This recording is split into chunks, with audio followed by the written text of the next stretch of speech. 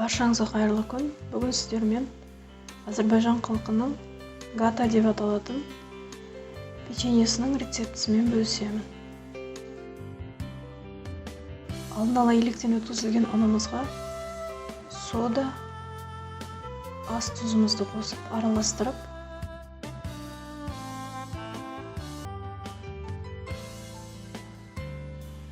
үстіне жұмсақ сары майымызды салып, қолымызбен ұнтақтаймыз.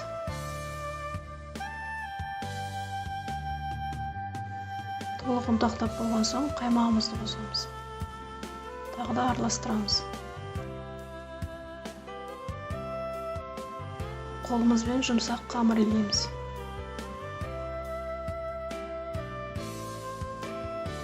Қамырымыздың бетін пакетпен жауып, тоңазытқышқа 1 сағатқа қойып қоямыз.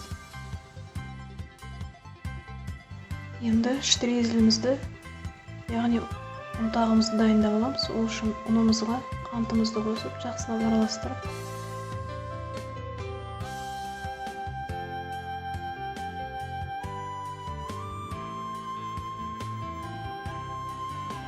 үстіне жұмсақ сары майымызды салып, қолымызбен ұнтақтаймыз. Штрезеліміз дайын. Енді грек жаңғағын осындай пакетке салып, оқтаудың көмегімен ұнтақтап аламыз. Егер сіздерде блендер болса, блендердің көмегімен ұнтақтап алсаңыздар болады. Енді жұмыртқамыздың ағын және сарысын бөліп алып,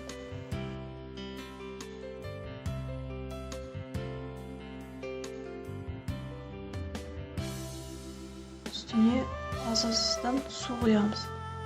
Шанышқының көмегімен араластырып,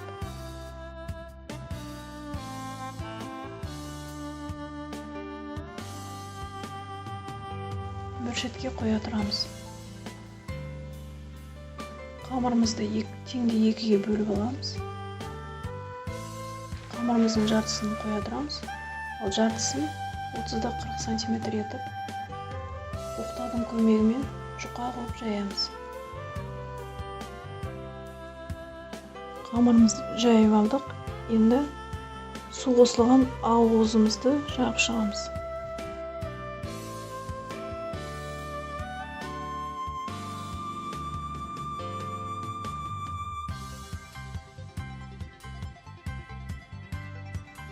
Енді бетіне ұнтақталған штрезелімізді, ұнтағымызды сеуіп шығамыз. Қамырымыздың бір жағының шетіне сеппейміз, орағанды жабыстыру үшін. Енді үстіне грек жаңғағын сеуіп шығамыз.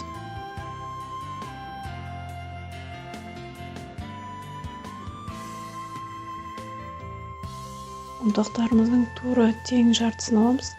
Қалған бөліктерін екінші қамырымызға қалдырып қоямыз. Енді видеодағыдай рулет қылып ораймыз.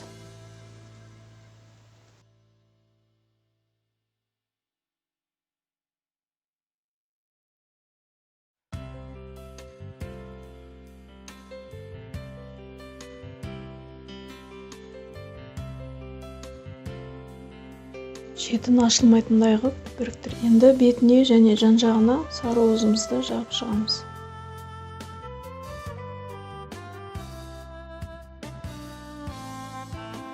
Енді бетін шанышқының көмегімен әдемілеп әрлейміз.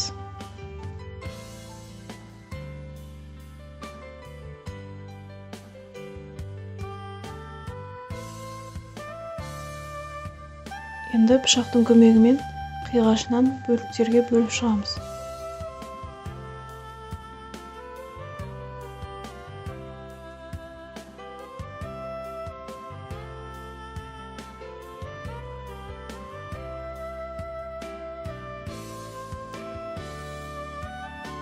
Пергамент қағазы немесе фольга төселген формамызға қойып шығамыз.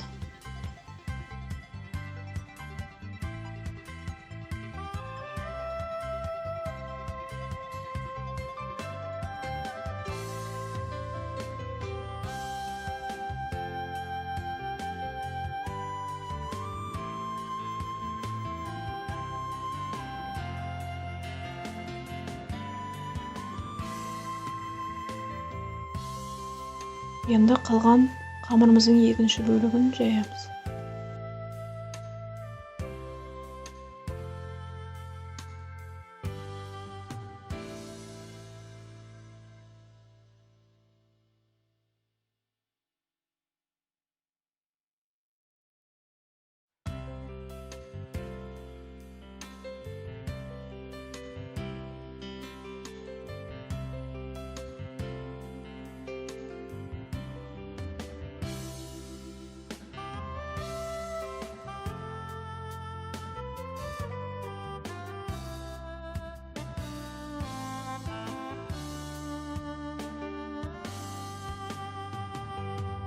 Мен штрейзель ұнтағымыздан кішкене алып қалдым, бетіне себу үшін.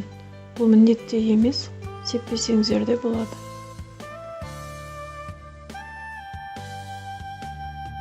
Алдын ала қыздырылған пеште 180 градуста 25-30 минутта пісіріп аламыз.